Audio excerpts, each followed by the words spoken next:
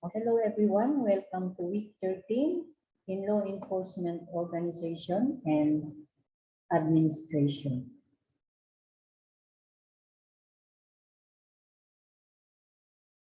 So our topic for today is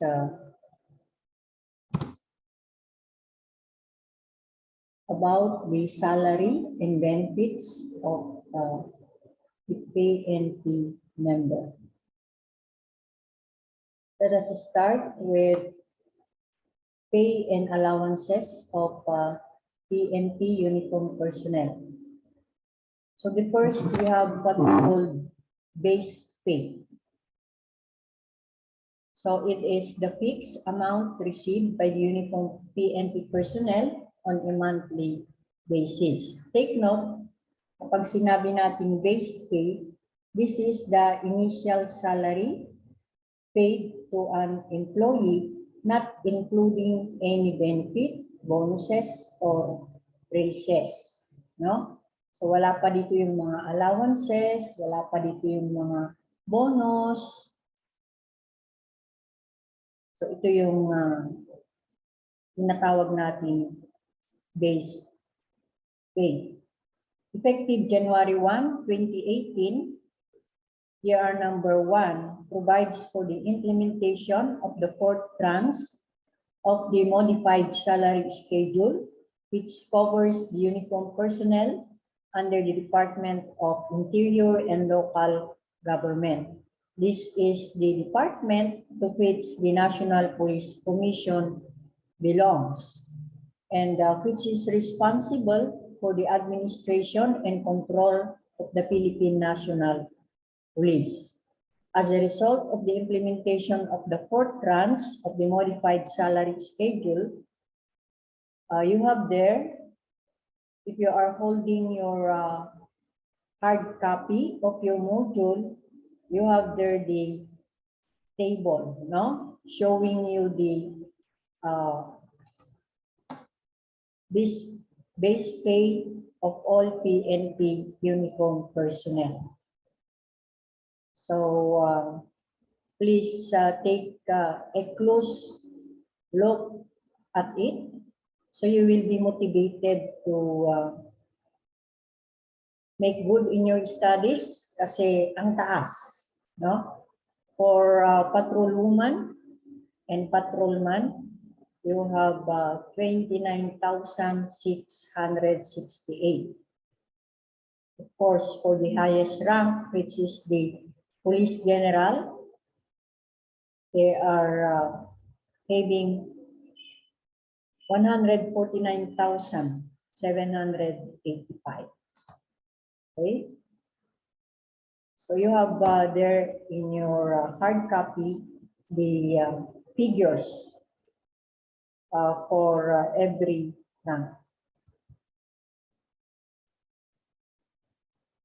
So next to base pay, we have what we call longevity pay, no? So uniform personnel of the department shall be entitled to a longevity pay of 10% of their basic monthly salaries for every 5 years of service, which shall be reckoned or start from the date of the personnel's original appointment in the AFP or appointment in the police, fire, or jail or other allied services to the integration of the Philippine Constabulary and the INP, provided that the totality of such longevity pay shall not exceed 50% of the basic pay. So again, you have there the table showing the figures for the longevity pay. The third type of pay and allowance, we have regular allowances. These are allowances given regularly and are common to all uniform PNP members in addition to their basic salary. So ito na yung mga additional aside from the basic pay. So under the regular allowances, you have the first quarter allowance. It is an allowance given to officers and non-officers who are not provided with living quarters, housing PNP units, or living quarters through the auspices of the PNP, where their families can be accommodated. Those who have obtained any housing units, living quarters, automatically forfeit their entitlement to this allowance in favor of the PNP Housing Board. So you have there the table showing you the rate of quarter allowance per month, no, for each rank. Then next, under the regular allowance, we have the regular subsistence allowance. It is an allowance given to all uniform PNP members to defray the cost of their daily regular meals amounting to 150 pesos per day or 4,500 per month. Okay, so there is no reason for any member of the PNP to be making ano yung tinatawag natin? Kasi marami sa ating mga kapulisan yung mga pumupunta sa mga restaurant and then pagkatapos nilang kumain, sasabihin na lang nilang Merry Christmas kahit hindi Christmas, no? Ibig sabihin, hindi nila babayaran yung kinain nila. So, hindi dapat ganun kasi they are given what we call regular subsistence allowance. Okay? Next, under the regular allowance, they have the clothing allowance. It is an allowance given to cover the cost of maintaining uniforms that PNP members must wear daily. This is paid at the rate of 200 pesos per month for both officers and non-officers. Another under regular allowance is hazard pay. It is an allowance given as basic occupational hazard pay, considering law enforcement being a hazardous occupation. The hazard pay of all uniform personnel, the fixed amount is now at 540 per month. Then still under the regular allowance, we have the personnel economic relief allowance. It is an allowance given to all PNP uniform personnel below the rank of police major to include cadets of the PNPA amounting to 500 pesos per month. That was effective January 1, 1991. But due to the rising cost of living, there is 1,500 additional compensation shall be given in addition to the 500. So the current personnel economic relief allowance now is 2,000 per month. Next, under the regular allowance is what we call the laundry allowance. Kung tamad silang maglaba, merong sinasabing laundry allowance. It is an allowance intended to defray the laundry cost of PNP uniform personnel whose frequent appearances in public affairs or frequent attendance at ceremonies and assignment to units or activities require the wearing of a presentable uniform at all times with the following rates.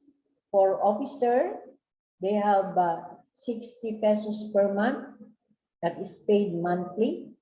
and for non-officer, 30 pesos per month, paid monthly. Then we are having the fourth type of pay and allowances of the PNP. This is what we call gratuity. It is granted to any awardee of the Medal of Valor.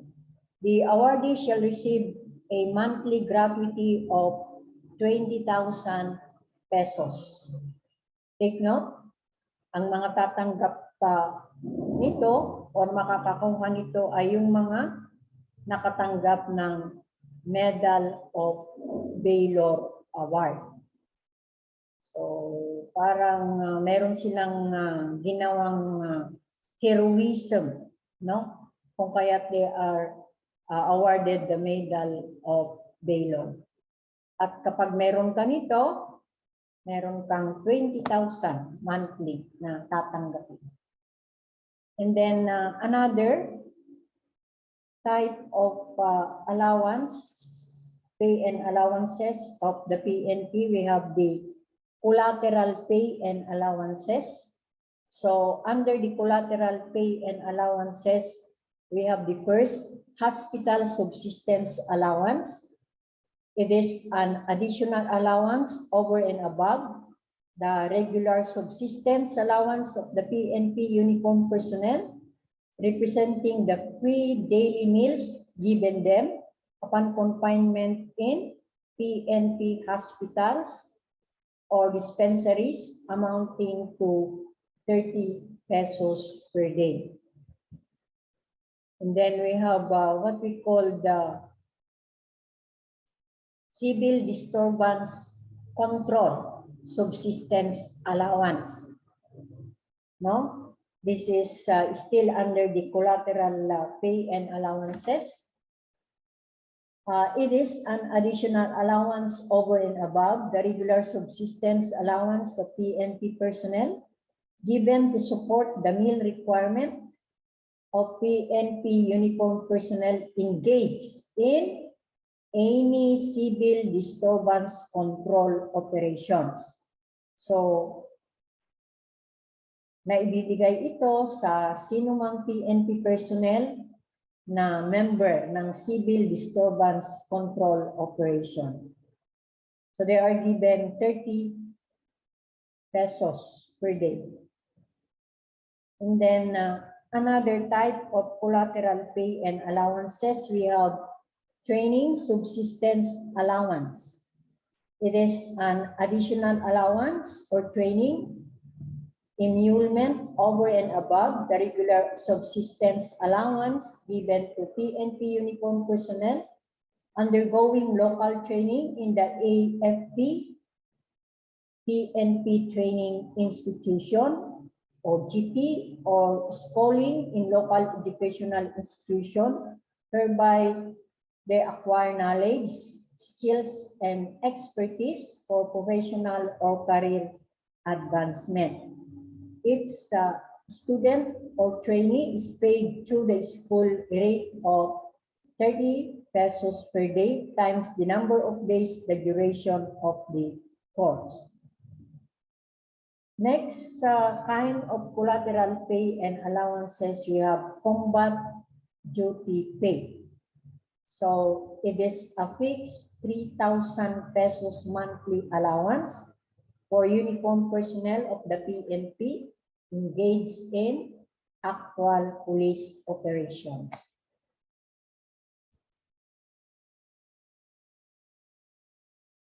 Another type of collateral pay and allowances is the combat incentive pay.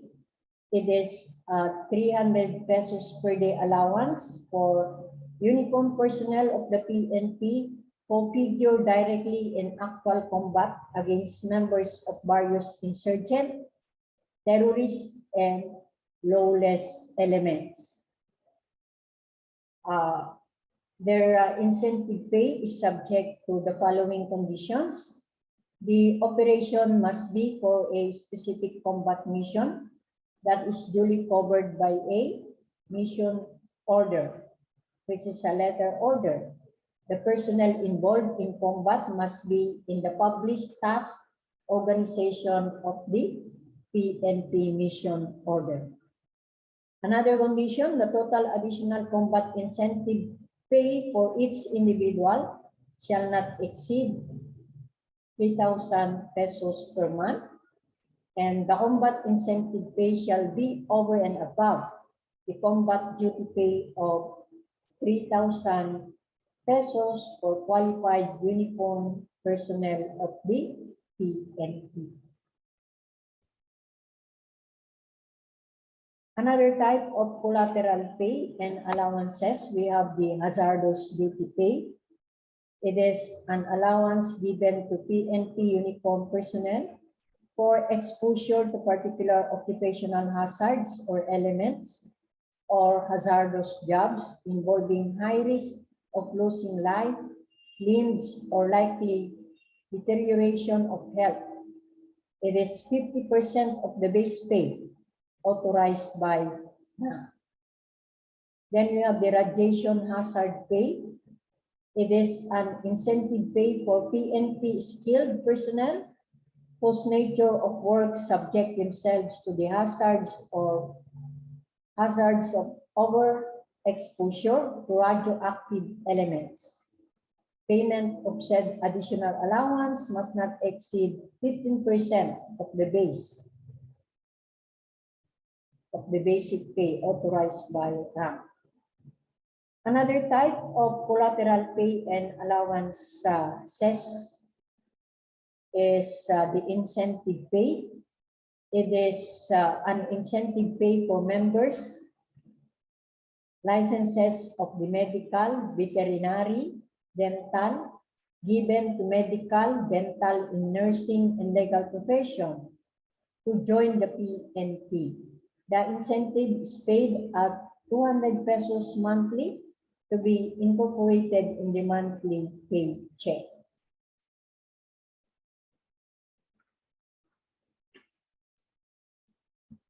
Another type of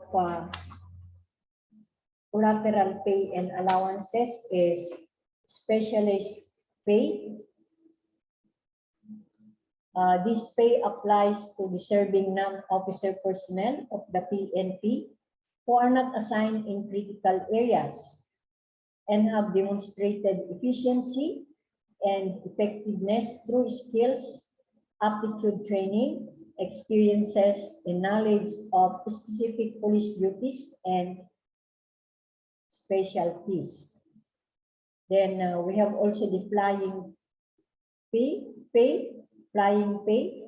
All PNP pilots and crew of aircraft whose duty requires regular and frequent aerial flights.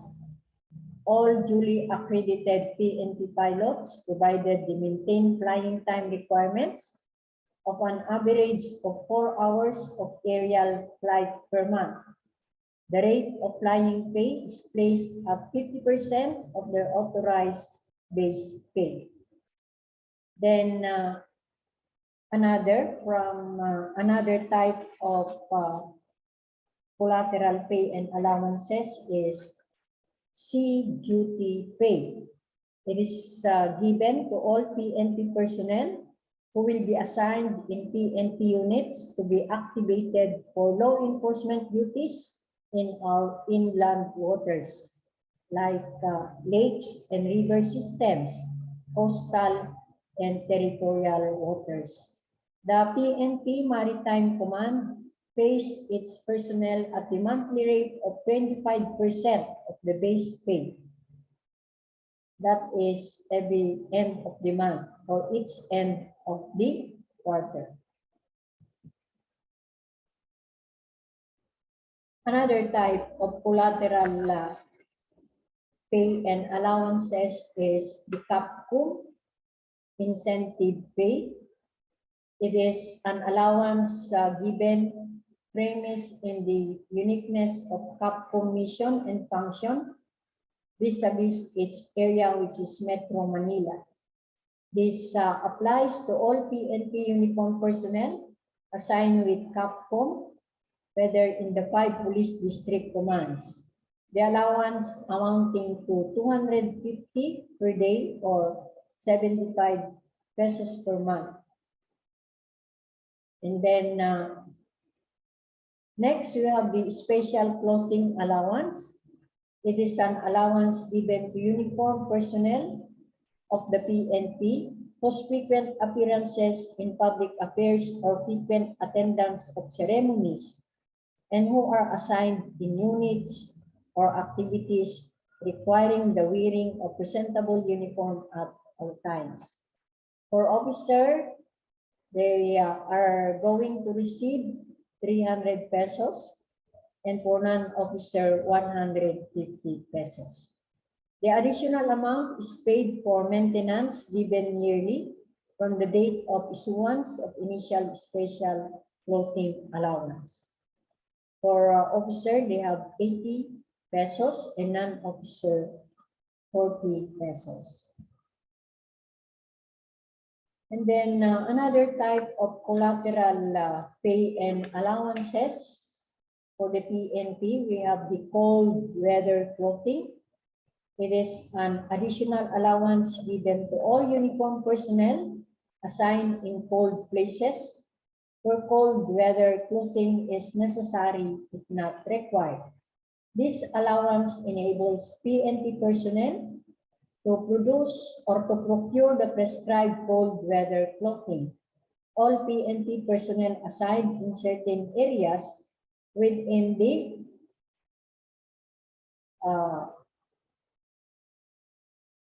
following regions.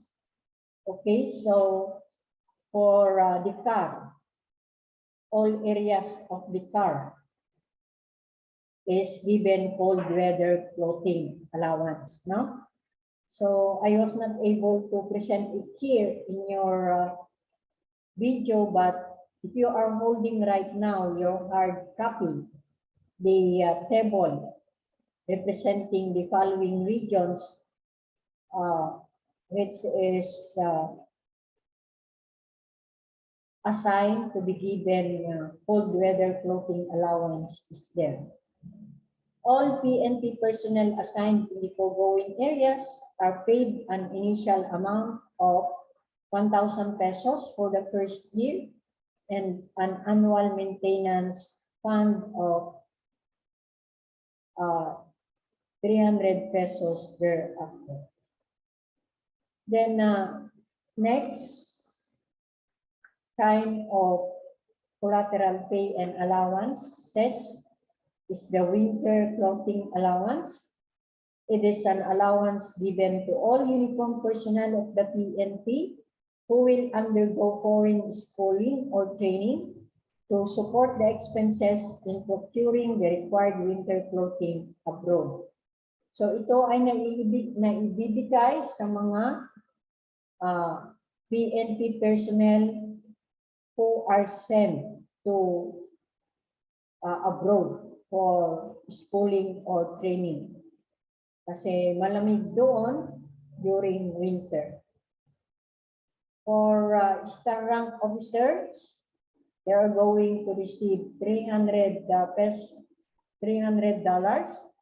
And for other PNP uniform personnel, they are going to receive $250.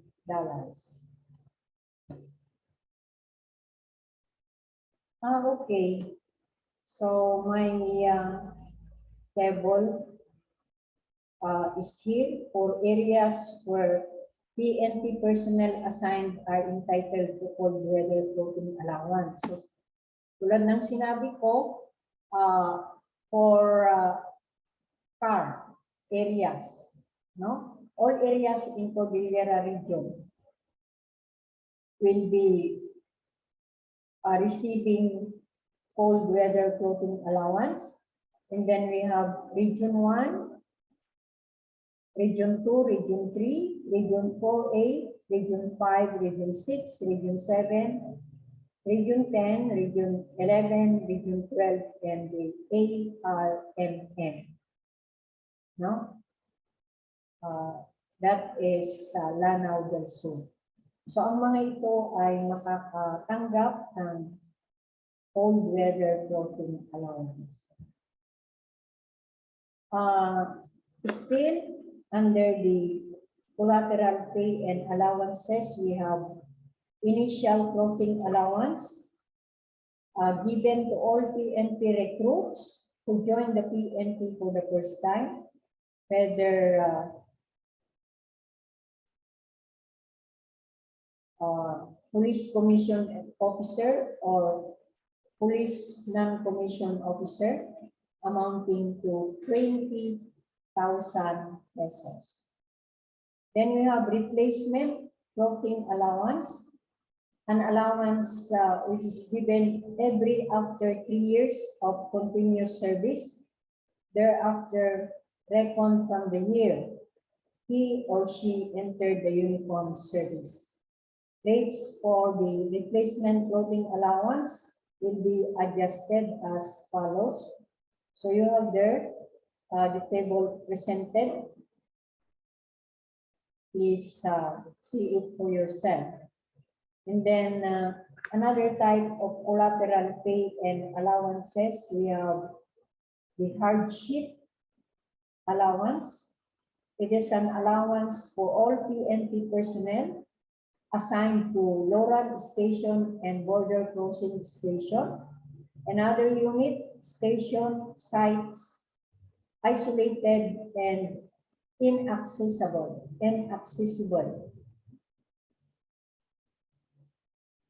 by normal air, water, or land transportation and are covered with official orders. The PNP must waive HDP and RHP and other collateral allowances. For officer, they are going to receive 300 pesos per month and 150 pesos for non-officer.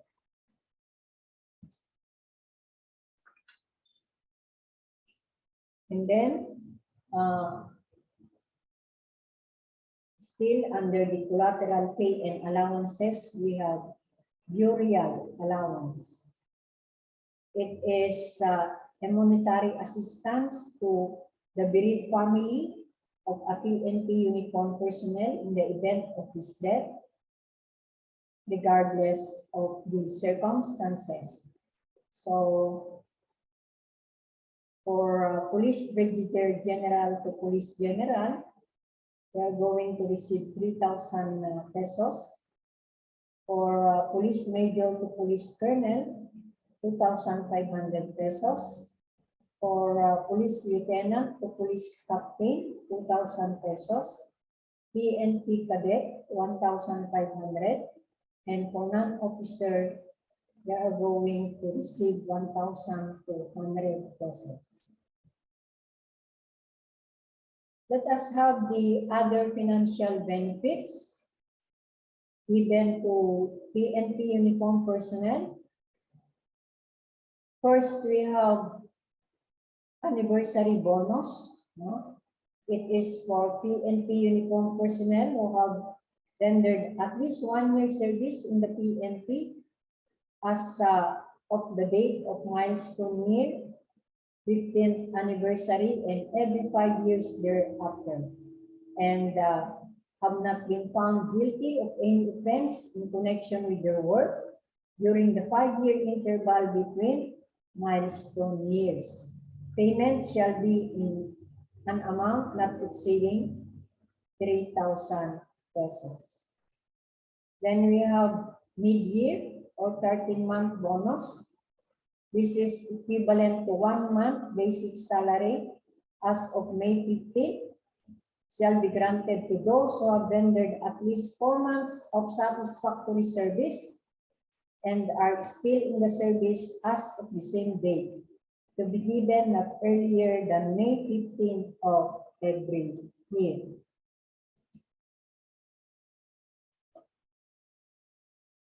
Then we have enhanced performance-based bonus. It is equivalent to 1 month up to 2 months basic salary to be implemented in 2 phases starting in fiscal year 2017. The grant of the enhanced performance-based bonus shall be based on a progressive grade system. As the position and responsibility in improving agency performance become higher, so is the amount of the performance-based bonus. Then we have productivity enhancement incentive. It shall be given not earlier than December 15 of every year to all qualified government employees at 5,000 pesos each to improve the government employees' productivity. Then we have officers' allowance, which shall be given to PNP uniform personnel as an interim measure until such time that the base pay schedule is modified and rationalized as provided under Executive Order number 201, series of 2016.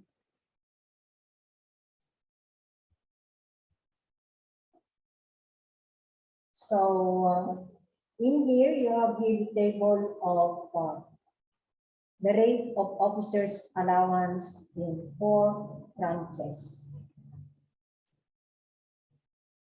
Then we have also provisional allowance. It is a monthly allowance given to PNP uniform personnel to be implemented in 4 tranches as provided under Executive Order 201 series of 2016. So ito po yung table niya. Please see the figures. For rice subsidy, it is an interim allowance given in the form of cash, which shall be equivalent to 20 kilos of rice or a total of 650 pesos per month. Okay. So you have here the rate of monthly provisional allowance per year. Iba pala ito. Ito pala yung para dito sa officer's allowance. And then for this table, you have there the provisional allowance. Let us move on to retirement and separation pay for a PNP member. Any personnel who is dismissed from the PNP according to different ways mentioned shall be retired if he or she has rendered at least 20 years of service and separated if he or she has rendered less than 20 years of service, unless the personnel is disqualified by law to receive such benefits. So for the monthly retirement pay, we have, or they will have 50% of the base pay and longevity pay in case of 20 years of active service, increasing by 2.5% for every year or active service rendered beyond 20 years. Said 50% and an additional 2.5% in every year of service shall not exceed 90% for 36 years of active service and over. Uniform personnel shall have the option to receive in advance and in lump sum his retirement pay for the first 5 years. So, pwede nilang makuhang lump sum. Sinabi natin lump sum, gulpe na maawat dadigay first 5 years ng kanilang retirement pay. And then, doon na sa succeeding years, yun na yung monthly. So, kapag kinuha nila yung lump sum, maraming pwede nilang gawin, di ba? Pwede pa silang mag-invest sa business o sa bahay. We have types of retirement. We have early retirement, wherein the applicant has already rendered at least 10 years of continuous government service at the time he or she applies for retirement. He or she is not scheduled for separation or retirement from the service. He or she has no pending administrative or criminal case or he or she has at least 3 more years in the service before reaching the compulsory retirement age, and at least a year before his or her maximum tenure and position. So pwede silang mag-early retirement if they possess this qualification. So take note, kapag nasa serbisyo na kayo, it is always wise for you to be having a good record. Para kapag dumating na ang mga pagkakataon na ito, walang magiging problema ang inyong mga record and you can receive whatever is due for you to receive. And then the second type of retirement, we have permanent physical disability, an instance when an officer or non-officer is permanently disabled as a result of injuries suffered or sickness contracted in the performance of his duty. When is it compensable? It is a result of injuries suffered or sickness contracted in the performance of his duty. It must be duly certified by the National Police Commission, and there must be a finding and certification by the appropriate medical officer that the extent of the disability or sickness renders such member unfit or unable to further perform the duties of his position. How will the permanent physical disability be computed? The permanent physical disability is equivalent to a 1-year salary and to a lifetime pension, equivalent to 80% of the PNP member's last salary, in addition to other benefits as provided under existing laws. Okay, that ends our discussion. So I will repeat. I just hope that you are being motivated and encouraged to please make good in your studies, so that I can see you. Of course, I will expect you to be in the service in the future para matikman ninyo ang mga